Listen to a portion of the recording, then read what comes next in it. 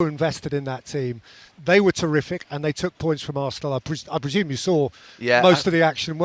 I saw most of it before I went and watched Richard Ashcroft, and I didn't see the final goal. But I can imagine, obviously I've seen it since. Brilliant for Sunderland. I thought it would be awkward for Arsenal. I don't think there's any shame whatsoever in Arsenal drawing that game. I think that you'll always feel that when you're winning as a big club and then a team equalises against you, it's a sucker punch. You feel like it's a killer for you. But you're not going to have it all your own way during a season. They've been sensational, Arsenal, in this last 6 to 8 weeks. But that was a game that always had a little bit of a sort of banana skin around it. It just felt that way. Sunderland, the way in which they set up defensively, they're very well organised. They've got a real threat going forward. They've got a momentum in the stadium. The fans are with them. They're back in the Premier League. And, I remember going up to Sunderland. I remember going to Roker Park and playing, let alone the Stadium of Light. And, when it's rocking up there, it truly does rock. And they've done brilliantly this season. The first game of the season, I was massively impressed with them in that performance against West Ham, and I know West Ham have had a challenge at the start of this season, but the right sort of attributes, the right sort of principles of a team coming up, being hard to beat, being physical, running forward with real sort of aggression and sort of meaning and passion, and getting balls into the box and filling the box, things that I just think are simple things, a team coming up from the Championship. We've seen some right nonsense over this last few years of players playing out from the back and trying to be sort of Pep Guardiola's Manchester City when they've come out of the Championship. It's impossible to play football at that level like Manchester City can do. So I'm glad that we're seeing what we're seeing from Leeds and from Burnley and from Sunderland, which is a more pragmatic style, but I think equally as effective and more. I actually think, to be fair, when you see a team play like that, I really admire it and love watching it. And from an Arsenal point of view, acknowledging obviously that it's irritating to say the least to concede in stoppage time. Very. Would you go so far as to say that actually that point at Sunderland isn't too bad? That's a really hard place to go. No, I'm not sat there at all watching Arsenal get a point there at Sunderland yesterday and thinking in any way, shape or form that I'm surprised. In fact, in my predictions earlier on in the week on the podcast, I said I thought it would be a draw. So I'm not sort of rewriting history after the game. I genuinely thought this could just be a game that might just catch them out a little bit and cause them a problem. And they've conceded 2 goals. They've conceded a goal in the last minute. That'll hurt them because they're a proud team defensively and they're a great side defensively. But they've got to accept that then just, it's a Premier League, it's a marathon, not a sprint, and there are going to be some bumps along the way. And I just think that was one of the bumps that you get. The main thing is when you get a bump like that, obviously they're not going to be able to get straight back on the bike because obviously they've got an international break. But I wouldn't be in any way, shape or form putting that down to anything other than what normally happens in a Premier League season. That thing that you would say to yourself is, did you expect to win every single match? No team does that. Manchester City at their very best haven't gone through a season winning every single match. You're bound to drop points. You are going to lose games and drop points, ordinarily, and that's what's happened. But I wouldn't be screaming and shouting if I was an Arsenal fan, and I know they're not. And I certainly wouldn't be sort of screaming and shouting if I was an Arsenal player or coach, and I know they're not either, because Mikel Arteta will be they'll be really disappointed, because it'll just give you that. When you lose a game like that, when you draw a game like that with a goal in the last minute, it's like having a cloud over your head. You try and forget about it in the next 24, 48 hours, but it just comes back and you think, and you just gives you a bit of a sickly feeling. But it's normal. That's what happens to teams that are proud, that are used to winning and want to win a league. They should feel like that, but it's important that when they come back in a couple of weeks, they get after that 3 points and win the next game. Edition of his podcast from the Etihad Stadium, where Manchester City have beaten Liverpool 3-0. They've beaten them, Gary, thoroughly. Yes, emphatic. A really good day for Manchester City. And look, before the game, I don't think there was anybody that was walking into this stadium with any great knowledge of what the score was going to be. I think just seen Michael Richards after the game saying that he was intrigued before the game. I think I was something similar. I actually thought and said that I fancied Liverpool just to sort of nick it. I thought they'd have too much for City up front. I thought that Liverpool's centre-backs would handle Haaland. But it was a really bad day for Liverpool. We'll come on to that shortly. I think the first thing to start on today is Pep Guardiola's 1,000th game. I think I scored in Sir Alex Ferguson's 1,000th game at Manchester United.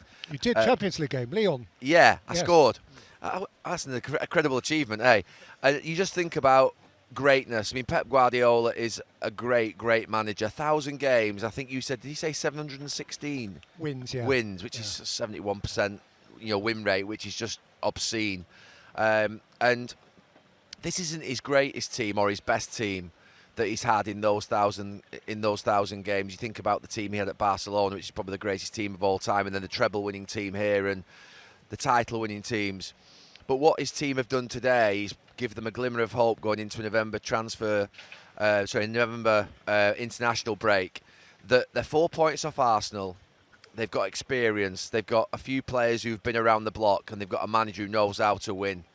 And if I was Manchester City right now, and I'm sure Pep Guardiola knows how to win titles more than any of us, he'll be just thinking, let me hang on Mikel Arteta's shoulder come March. Let me be close enough to him to apply that pressure. He's the one you wouldn't want near you. And today, for me, the whole fixture was around who's going to emerge, who's going to come out of this match thinking that they can challenge Arsenal, who's going to be the team that think they can get close enough to them. And I thought it would be Liverpool. I think City have been inconsistent, but I was badly wrong. And Pep Guardiola's 1,000th game was a really good one for him and his team.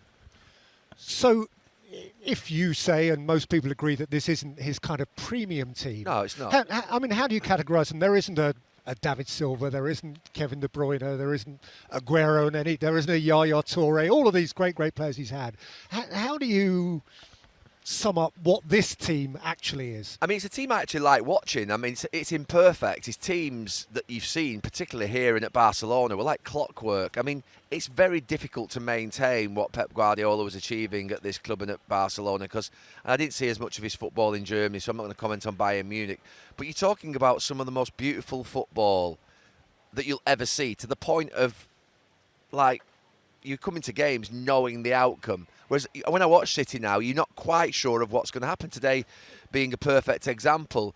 But they are imperfect. They're a lot more physical. They've got Haaland up front, who is devastating. But again, he's not smooth in the way in which he plays, but he's an absolutely brilliant player. Nico Gonzalez in midfield. I mean, Bernardo Silva and Foden are still playing great football.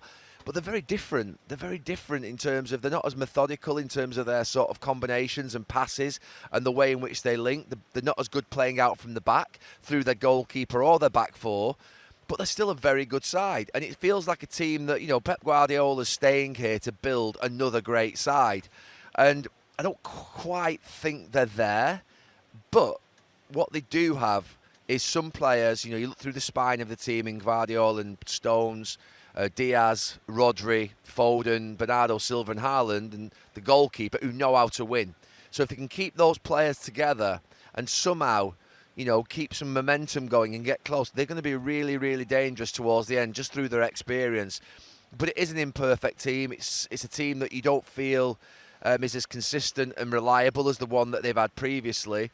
And that's understandable. I've got, you'll never see me criticise Manchester City over this period, because through the period I was at United for 20 years, there were 2 or 3 seasons where you needed a transition to be able to build another side, and Sir Alex Ferguson did that. And when you keep a manager for so long, we were conditioned about 10, 15 years ago to say, you couldn't keep a manager anymore for a period of time and have success like it happened with Arsene Wenger, Sir Alex Ferguson, Bill Shankly, Bob Paisley. But you can. You can. Pep Guardiola, Jurgen Klopp, even Mikel Arteta. I mean, he's not had success yet, but he's been there for 5 or 6 seasons. So it does prove that if you have consistency in a great manager, you can deliver, continual success. And look, this is going to be interesting in this next 6 months of what happens with City. I would say there's still quite a lot of work to do to convince me that they're going to win a title. I think Arsenal are the better team, but they're the one team that I wouldn't want and the one manager that I wouldn't want on my shoulder going in down the back straight. And streets ahead of Liverpool, they're now within 4 points of Arsenal. That gap being reduced, Arsenal drawing last night at Sunderland, and just the overall dominance of City this afternoon. Would you be nervously looking over your shoulder? I think Arsenal will be nervous because of it's Man City. And they've done this to them twice before. Twice in the last 3 years, Manchester City have come from behind and caught Arsenal. And also the manner of the victory today. That first half performance when Man City was a little bit like, they're playing Liverpool. Liverpool are the champions. They absolutely took them the cleaners. And I think on the back of Arsenal dropping points against a promoted team who were doing absolutely fantastically well in the Premier League, Sunderland. They'll have been hoping for a draw. They'll have seen City's not just win, but performance, and probably getting a few flashbacks to what's happened the last couple of times when they felt they had a great chance at the title.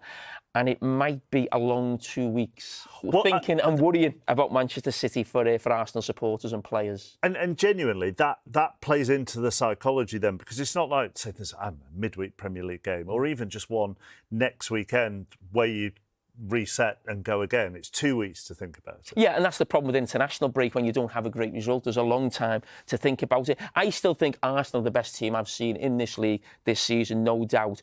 But there's an awful long way to go. And there's no doubt because Arsenal haven't won the league for so long, those supporters, players, manager, everyone will become twitchy in the second half of the season if it becomes tight.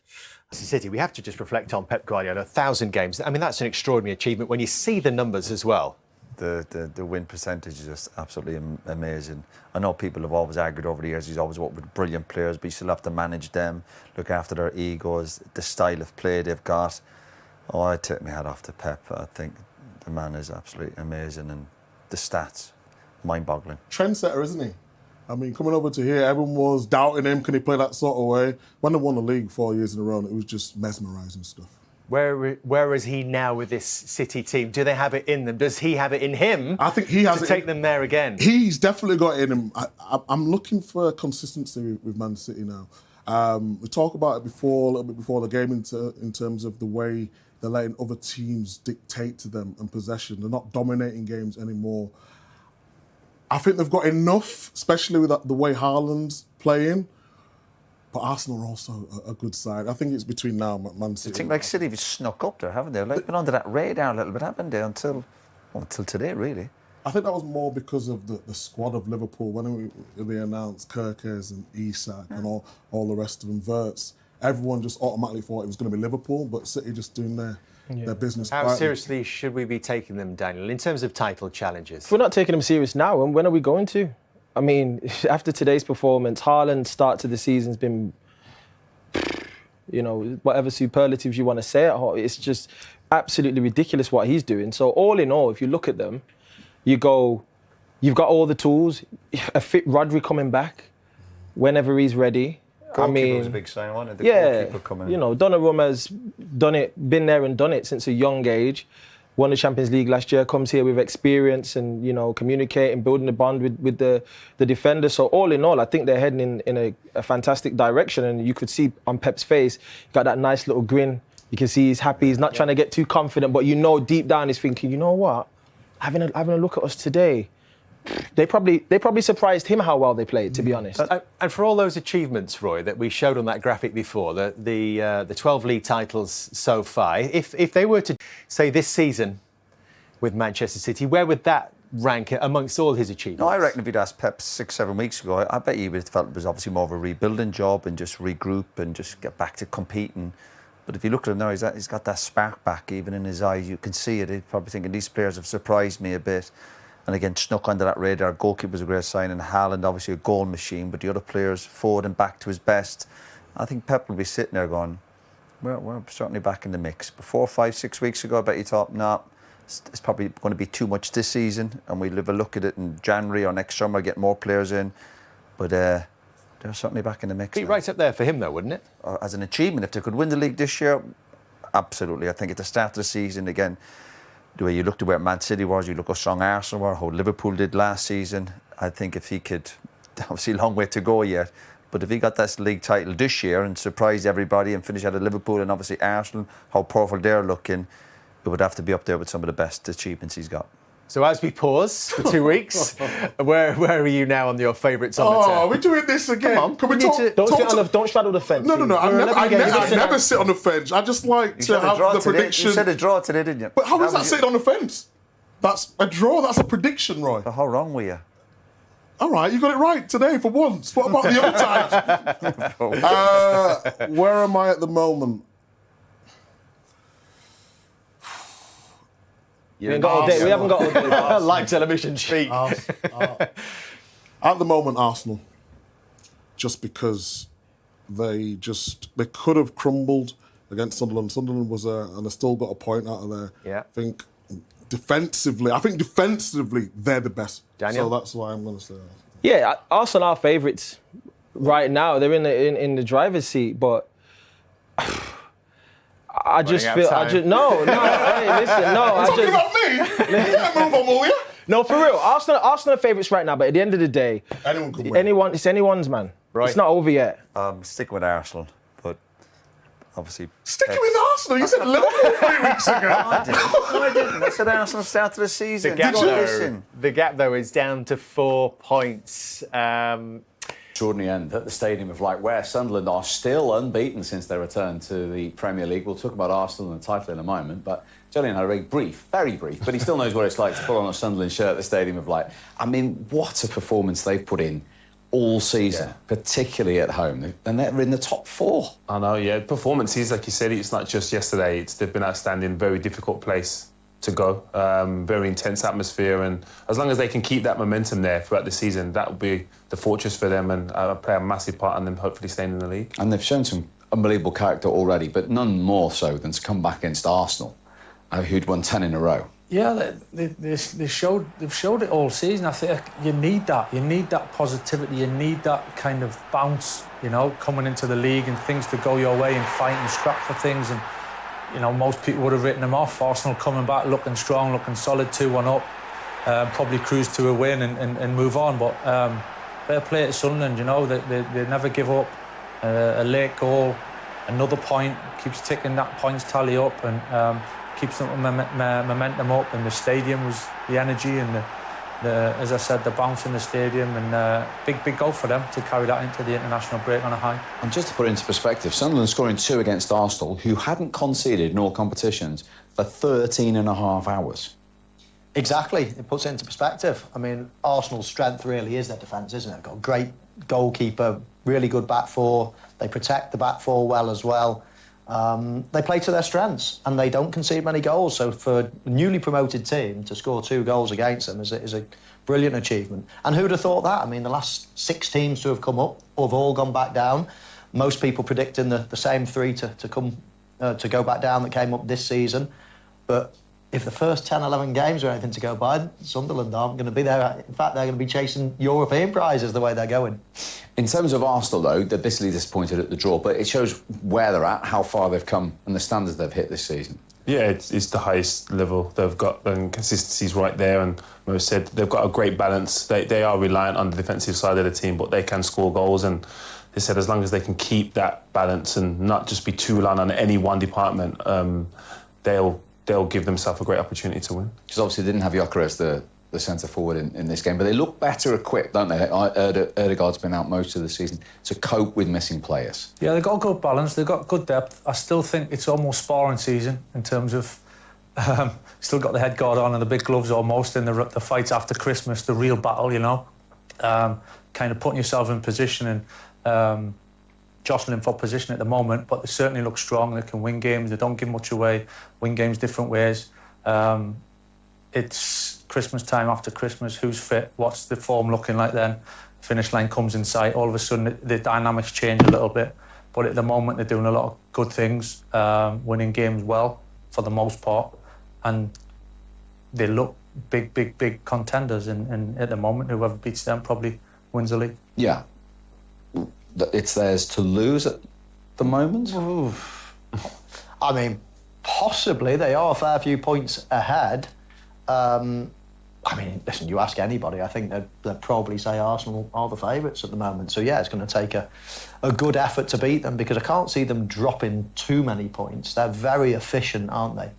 I mean... Does that bring its own pressures when everyone's now in the past, they haven't been expected, they've been chasing Liverpool and City. Does it bring its own pressure when you're out there to be shot at? New for them as well. It is, it is new. New ground. But I think the way they play is a certain, you know, they're so efficient. Like, if Arsenal play at their very, very best and Liverpool play at the very, very best and Manchester City, I think Arsenal probably still third best. You know, when everybody's at their absolute best. Yeah, I mean, Liverpool can blow anyone off the pitch, and so can Manchester City when they're absolutely on top level. Whereas Arsenal, I can see them not really making many mistakes, grinding away, maybe a few draws, obviously a few wins as well.